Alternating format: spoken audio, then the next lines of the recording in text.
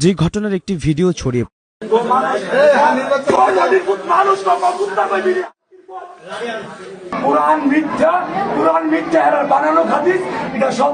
কোরআন শরীফ মিথ্যা, এতে আরবি লেখা, এটা সত্য নয়। তাই রাগে ক্ষোভে এভাবেই পবিত্র কোরআন শরীফকে আগুন দিয়ে পুড়িয়ে দিয়েছেন এক যুবক।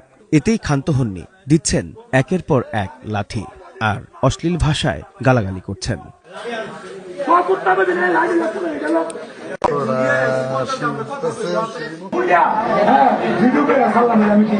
সেই জল আমি বাইরে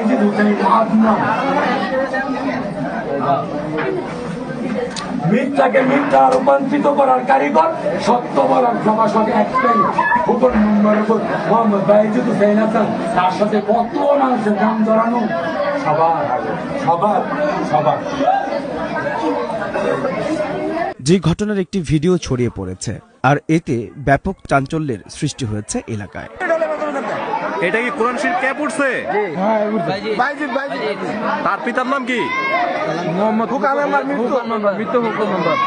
তার পিতার নাম?